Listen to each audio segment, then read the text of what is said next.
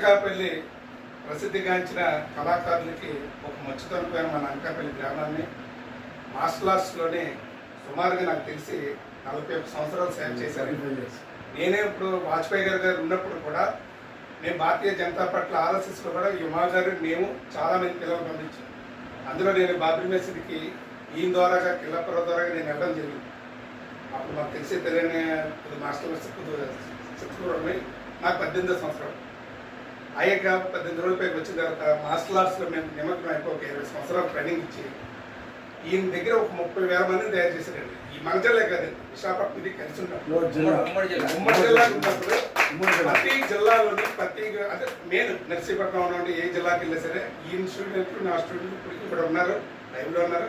ఇప్పుడు మళ్ళీ మా పాత మన గవర్నమెంట్ మన అధ్యక్షుల వారి ద్వారాగా నెక్స్ట్ మన కార్యదర్శి ప్రధాన కార్యదర్శి ద్వారాగా ఈ భారతీయ జనతా పార్టీకి ఇటువంటి ఇలాంటి మార్షల్ ఆర్ట్స్ కళాకారులు అందరూ ఉండాలనే ఉద్దేశంతో ఇప్పుడు మన పరమేశ్వరానికి కూడా మాకు ఎంతో ఆయన చేసిన కష్టానికి కానీ పార్టీని చాలా బలోపేతం చేసి చాలా ముందుకు తీసుకెళ్తున్నారు. కాబట్టి మేము ఆకర్షితులు అయ్యాం.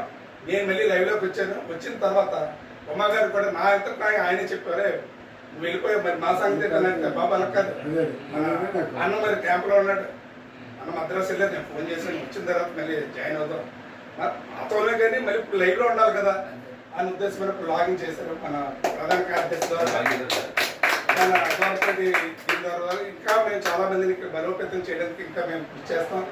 నెక్స్ట్ నేను మన ద్వారపేట పరమేశ్వర్ గారు మన జిల్లాకి ఆయన మాకు ఏదో ఒక మంచి ఒక ఎమ్మెల్యేగా ఎంపీగా చూడాలని నేను మనస్ఫూర్తిగా కోరుకుంటున్నాను.